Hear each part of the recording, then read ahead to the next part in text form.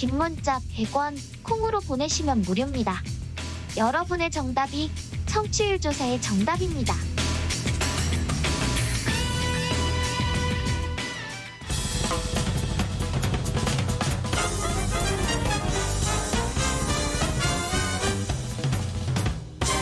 훅 인터뷰. 모두를 위한 모두를 향한 모두의 궁금증 훅 인터뷰. 전세 살다가 돈 좀 모아서 조금 더 큰 집으로 이사 가고 조금 모아서 더 넓은 평수로 또 가고 그러다 돈 좀 모으면 대출 받아서 집 사고 내 집 마련. 꿈 같은 내 집 마련. 그런데 요즘 부동산 대책을 보면 과연 이번 생에 집을 살 수 있을까 이런 고민이 듭니다. 부동산 기사만 나오면 막 기분이 나쁘고 막 화나고 눈물도 나는 사람이 있답니다. 있는 사람이 또 사고 또 사고 버는 사람이 또 벌고 또 벌고 투기성 다주택자들 이번에는 잡을 수 있을까요? 실제 집이 필요한 사람들한테 집 살 길이 열릴까요? 고민해 보겠습니다. 김진애 열린민주당 원내대표 안녕하세요. 네, 안녕하세요. 요즘 활약상 일당백입니다. 법사위 번쩍 부동산 번쩍. 일단 1,000원 해도 모자라요. 왜 그래요? 왜 이렇게 제가 가는 데마다 이렇게 뜨거운 거예요. 가는 데마다 이렇게 시끄러워요? 법사위 막 겨우겨우 공부하면서 메꾸고 있었더니 네. 또 부동산 터져가지고 또 네. 이거 지금 해설하러 다니고 네. 또 이번 주 다음 주에는 또 아마 이제 일하는 국회법하고 네. 그 왜 있잖아요. 공수처장 추천위원회. 네. 이게 또 운영위 소관인데 제가 또 운영위에 들어가 있거든요. 운영위하고 법사위를 네. 그러니까 하여튼 간에 엄청납니다. 가는 데마다 뜨겁습니다. 글쎄 말이죠. 근데 의원님 목소리가 시끄러워서 더 크게 들릴지도 몰라. 내 목소리보다 시끄러운 사람은 더 많습니다. 그래요? 누구요? 나 못 봤는데. 아니 저 지금 얘기하는 거 보면 어떻게 저렇게 차분하게 얘기하냐. 아하. 차분하게 저렇게 찌르고 이렇게 시원할 수가 있느냐 이런 얘기 많이 듣습니다. 아무튼 김진애 원내대표 목소리가 여기저기서 들립니다. 이번 한번 물어보겠습니다. 이번 정부에서 부동산만큼은 확실히 잡겠다고 했는데 대통령이 공언했는데 계속 집값이 올라갑니다. 조금 어떻게 봐야 됩니까? 그러니까 저도 사실은 이제 여권에 있는 인물이었기 때문에 하나하나를 다 이렇게 비판하고 세부적인 걸 비판하고 그러진 못했어요. 네. 그런데 이제 일단 전체적인 기조는 괜찮았습니다. 네. 근데 다만 그 호언한 거 있잖아요. 부동산 값을 떨어질 거다. 앞으로 네. 앞으로 안 오른다. 예. 이런 거 다 그런 호언을 해서는 안 됩니다.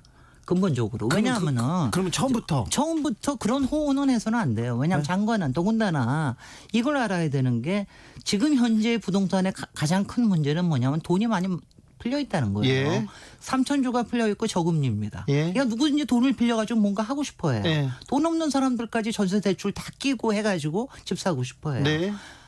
안 오를 수가 없어요. 오를 수밖에 없는 구조다. 그러니까 어느 정도는 오를 수밖에 없는 구조다. 네. 그런데 이거를 갖다 떨어뜨리겠다라고 얘기하는 거는 그건 조금 좀 지나친 호언이었다 이런 생각하고요. 그다음에 지금 앞에서도 지금 얘기하실 때 이게 내 집 마련 그러니까 부동산 값이 올라가니까 문제다 이런 얘기를 하셨는데 문제 인식을요 내 집 마련으로만 보면 안 됩니다. 이거를. 그럼 어떻게 해요? 이렇습니다. 주거라고 하는 거는 네. 제가 이걸 전문가로서 얘기를 할게요. 예. 주거라는 건 일단은 아주 못 사는 사람들은 공공에서 해결을 해줘야 돼요. 공공임대주택을 그래서 만드는 겁니다. 예. 그다음에 중간에 사는 사람들은 어디를 사든 집을 못 사지만 전세를 살 수 있기 때문에 네.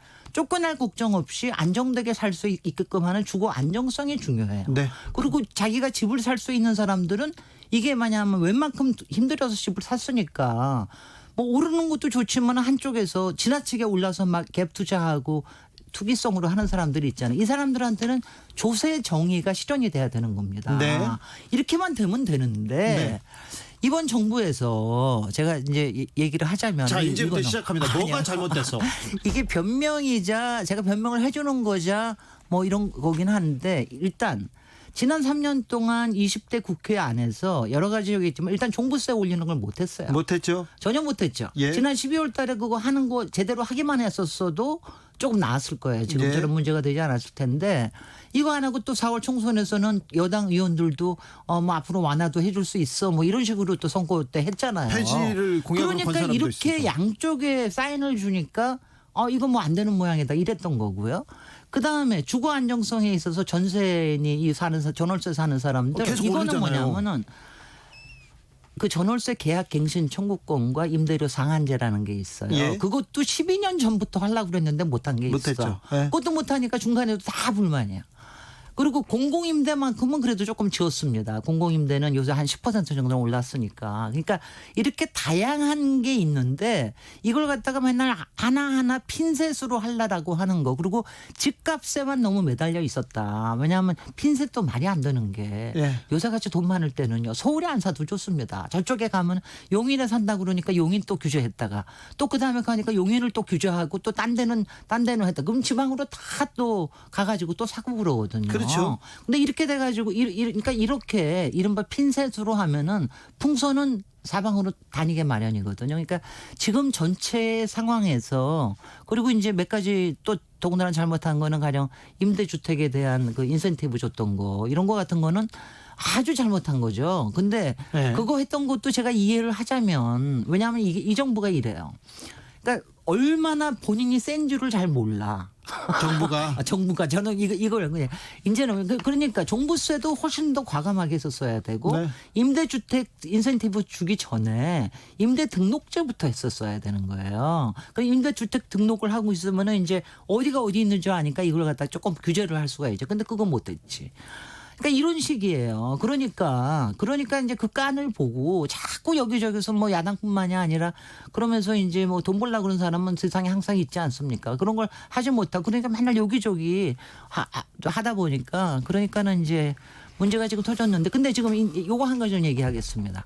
이번에 문제가 터진 게 질문하세요. 아니, 괜찮아요. 너무 듣고만 있었어. 아니, 너무 얘기를 많이 하니까는 의원님 나오면 일단 들어야 되겠어요. 자 마지막 한마디 얘기하고 네네. 제가 질문할게요. 일단 6월 17일 지금 때문에 네. 지금 굉장히 많이 시끄러워져 있잖아요. 예.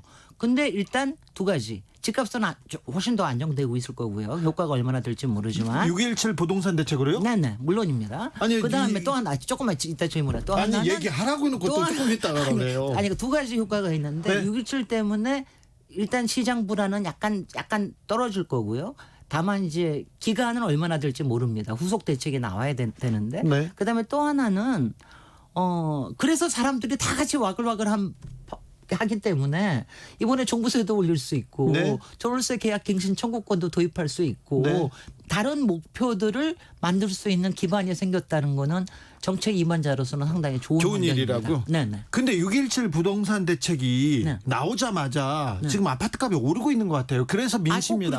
그렇지 않아요? 꼭 그렇지는 않습니다. 전체적으로는 시장 그 가격은 조금 떨어졌어요. 그리고 지금 이제 여기서 빠져나가 있는 데 있잖아요. 네. 파주라든가 무슨 김포라든가 일부 조금 데가 적경 지역에 이런 데 같은 때는 또 다시 그쪽으로 몰려가서 그런 부분이 있으나 전체적으로는 시장에 대한 사인은 확실합니다. 왜냐하면 특히 대출 규제 있죠. 예. 거기다가 전세 대출까지 규제가 있잖아요. 거기다가 그 자기가 이 돈을 어디서 마련했느냐 예. 이것까지 또 다 내게 돼 있기 때문에 이 부분 거기다가 이번에 이제 이번 6.17 대책의 특징은 뭐냐 하면은 일단은 이제 좀 이렇게 풍선처럼 빠져나가던 거를 조금 잡아보겠다 하는 거 하나 하고 그다음에 이제 여러 가지 대출 규제 가장 효과적인 게 대출 규제이기 때문에 대출 규제 그다음에 뭐 지역 규제 그다음에 가장 큰 게 법인 규제 그래서 갭 투자를 막겠다라고 하는 게 이번에 가장 큰 거거든요. 6.17 대책이 그렇게 약하거나 허술한 대책은 아니었나요? 아니 지금 세기 때문에 이렇게 센 반응이 또 나오는 거죠. 아하, 지금 언론에서 네. 신문에서 계속 정부를 때리는 거는 부동산 대책이 세서 그렇군요. 아니 뭐 꼭 그렇게 뭐 그러니까 너무 그렇게 쉽게 좀 얘기하지 말고 근데 센 것가 확실하게 있기 때문에 그런 게 뭐냐면은 일단 이것 때문에 문제가 될 수 있는 계층이 꽤 있어요. 지금 전세 가지고. 근데 그건 걱정이에요. 아니 근데 이거를 이제 잘 들여다봐야 되는 게 전세를 끼고 그다음에 또 다른 이제 대출을 받아가지고 집을 사고 하는 사람들이 이런 사람들을 계속 그대로 놔둬야 될 것이냐. 아니 근데 서민들 중에 전세 자금을 대출 받아가지고 사잖아요. 근데요 이게 박근혜 정부 때 네. 굉장히 대출을 완화를 해줬잖아요. 네. 완화를 해줬기 때문에 지금 이게 크게 빚내서 집 사라. 네, 빚내서 집 사라. 이게 지금 뒤끝에 있는 겁니다. 근데 그게 좋은 현상은 아니거든요. 예. 근본적으로. 그러니까 어느 정도는 규제를 해야 돼요. 그리고 지금 다들 그걸 알았어요. 박근혜 정부 때는 부동산 경기 활성화 정도의 효과가 있었다고 하면은 지금은 집값을 막 뛰게 하는 효과까지 있는 거기 때문에 이 부분을 잡아야 된다라고 하는 거는 많은 분들이 동의를 하지만 네. 다만 이걸 가지고 당장 피해를 보거나 신경을 써야 되는 사람들이 또 그런 사람들이 또 이제 소리가 큽니다. 그러니까 그런 소리가 언론을 통해서 나오는 거죠. 그다음에 또 하나 법인에 대해서 규제하는 거 있잖아요. 예. 여태까지 없던 법인에 대한 규제를 엄청나게 하겠다는 거는 앞으로 부동산 가지고 저기 장사하는 거 못하게 하겠다는 거거든요. 그거는 아마 언론을 통해서 그 사람들이 굉장히 많이 소리를 낼 겁니다. 근데 이게 뭐냐면은요.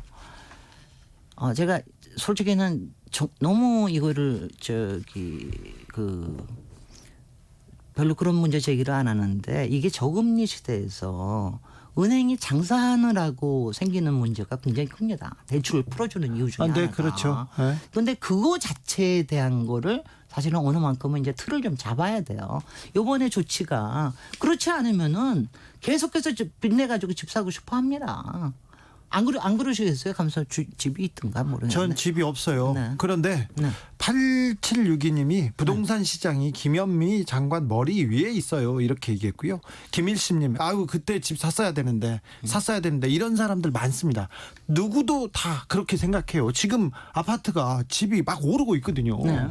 아니 근데 지금 저거 하는 게 이거 뭐 하여튼 근본적으로 오를 수밖에 없는 구조에 있었기 때문에 그거 하고 그다음에는 이제 지금 이제 앞으로 해야 될 거에 대해서 얘기를 좀 저는 더 많이 했으면 좋겠다는 생각이 드는데. 네.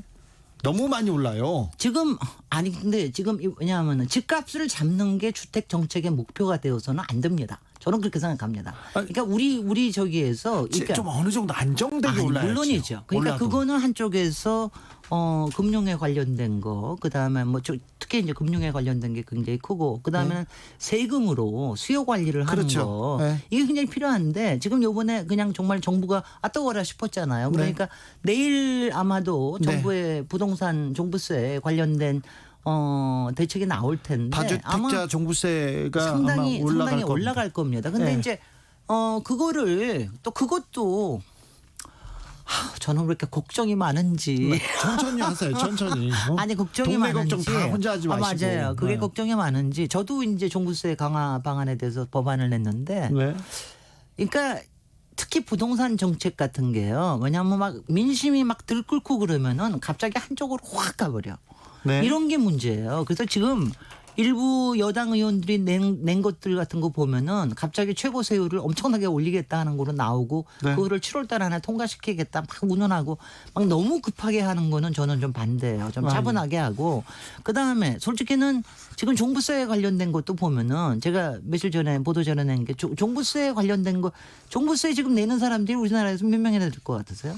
몇 퍼센트 안 되죠? 한 40만 밖에 안 돼요. 40만 명. 예전에 처음 2008년에 시작했을 때 30만 명이 지금 40만 명이야. 네. 거기다가 종부세액은 반토막이야. 그때가 한 8,800억인데 지금은 4,800억 좀 왜 안 이렇게 되거든요. 깎아주고요? 왜 이렇게 아니 이명박이 다 짓이지 뭐. 이명박이 하고 그다음에 세액공제 해주고 뭐 등등 해가지고 이렇게 된 이명박 겁니다. 전 대통령. 아니 그러니까 죄송합니다. 의원님. 이렇게 예의 바르신지 몰랐네. 네, 저는 예의 받아요. 네.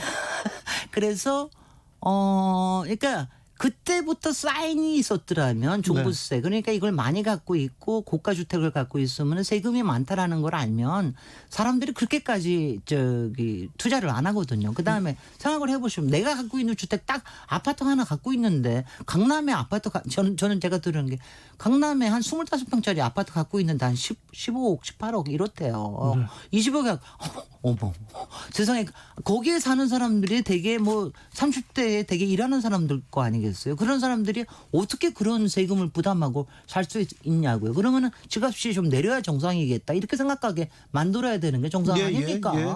지금 바로 그거를 문재인 정부가 하려고 그러는 거고요. 다만 지금 이제 뭐 내일 나오는 대책도 그렇고 또 향후에 나오는 또 다른 대책도 그렇고 그러니까 뭐 민심에 끌려가지고 너무 또 한쪽으로 확 가버리지 말고 왜냐하면 이게 이래요.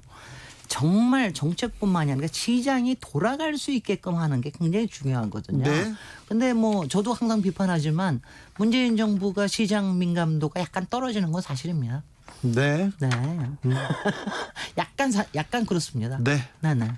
0944님 열심히 일하고 절약해서 집 두 채 소유하고 있으면 죄인인가요? 노후 복지도 미흡한 국가에서 지방 도시에 월세 좀 받고 있는데 노후 대비는 폐유지 주면 살까요? 이런 안타까운 사연인데 뭐 이분은 그 종부세가 오르면 네. 세금이 자기한테 부담이 될 거라고 아니 생각하는데 근데 지금 이 부분에 대해서 제가 또 얘기를 해드리면은 실제로 많은 다주택자들은 사실은 우리나라의 중산층의 전월세의 주거 안정성에 기여하시는 분들입니다. 네. 이게 뭐냐면 우리나라 다주택 가구가 얼마나 될 것 같으세요? 잘 몰라요 그거는. 우리나라 전체 가구가 한 1,400만 돼요. 네. 근데 그 중에서 얼마나 있을 것 같으세요?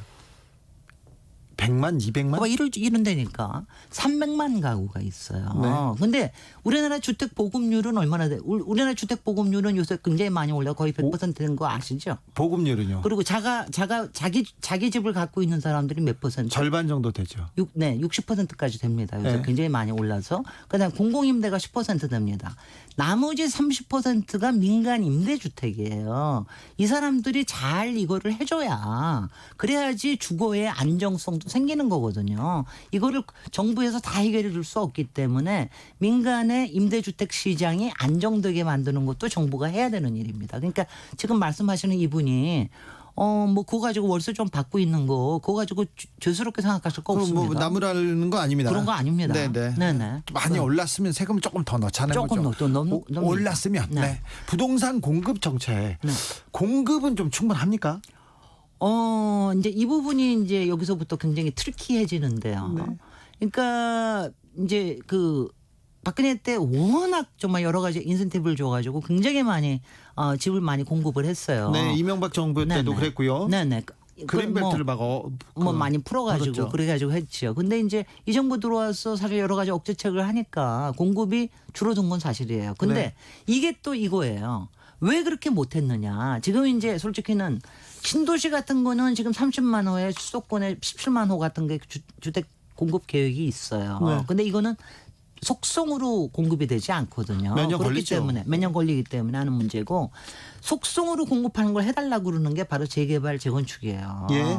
근데 문제가 뭐냐면은 재개발 재건축을 만약 지금 규제 완화를 해가지고 속성으로 하게 해주잖아요. 집값이 또 올라. 기름 쫙 붓는 겁니다. 아이고. 완전히. 그러니까 지금 이 부분에 대해서 어느 정도의 기본 틀, 아까 얘기한 세금 문제, 그다음에 주거 안전성에 대한 문제 이런 거를 해놓기 전까지는 그거를 마음대로 풀어주기도 어렵습니다. 그렇기 때문에 제가 미래통합당 야당 의원들에게도 자꾸 제가 하는 게 이번에 근본적인 주택 정책에 대한 틀을 만들어 놓읍시다. 그러고 난 다음에 다른 재개발 재건축에 대한 이런 것도 규제도 어떤 기준으로 완화를 할지 이런 걸 생각해 봅시다. 이렇게 하는 겁니다. 자, 부동산 문제에서 이제 법사위 문제로 조금만 넘어가 봅시다. 네. 네, 마지막으로 짧게 물어볼게요. 법무부 장관하고 검찰총장하고 충돌했다가 이제 끝났어요. 오늘 네. 근본적인 원인이 어디에 있었다고 봅니까? 저는 근본적인 원인 뭐 얘기하기보다도 저는 이렇게 얘기하죠. 그냥 바르게 이겼다. 네, 바르게 이겼다. 그런데 네. 바르게 결론이 났습니다. 그런데 최강욱 열린민주당 대표가 추미애 장관과 협의한 흔적이 있다. 이게 국정농단이라고며 미래통합당에서 계속 나오고 있는데요. 네, 미래통합당에서 뭐 여러 가지 하는데 아마 페북에 올라온 어떤 메시지를 보고 그게 법무부의 알람 메시지인데 그걸 보고 거기에 대해서 한마디를 했는데 사전 유출했다고 그걸 뭐 얘기하죠? 사전 유출했다고 그러는데 오늘 조금 더 자세한 얘기가 나왔습니다. 다른 여러 가지 메시지들이 나왔고 본인이 직접 봤던 메시지는 최민희 위원 거라서 최민희 위원 거를 인용해가지고 했다 뭐 이런 얘기가 나왔는데 그걸 가지고 조사하라 그러면은 지금 법무부에서도 해명이 다 나왔어요. 그러니까 재해명하는 거는 이제 그건 법무부가 계속해서 해명하면 되겠죠. 네. 네. 여기까지 할까요? 네. 네. 부동산 문제는 너무 어려워서요. 또 물어볼게요. 그리고 또 한 가지 말 많이 했어. 이제. 아니 이제 하나만 얘기할게요. 이제 그만해요. 주진우 앵커님께서 검언 유착이나 네. 다른 거에 관심 가지는 이상으로 부동산에 공부 좀 하셔야 돼. 네, 공부하겠습니다. 저는 지금 저기도 하면 너무 공부 안 하고 막 질문만 해. 저는 집을요. 네. 안 사고 집을 안 사고 그냥 맛있는 거 사 먹고 네. 아이고. 티셔츠 사 입고 그렇게 제가 또 하겠다고 부동산 생각을 했어요. 공부하라 그러니까 또 당신 집 얘기하는 게 아니고요. 네. 부동산 정책에 대해서 좀 관심 좀 가져주십시오. 알겠습니다. 공부하겠습니다. 네, 공부해서 고맙습니다. 다시 모시겠습니다. 지금까지 네. 김진애 열린민주당 원내대표였습니다. 네, 반갑습니다.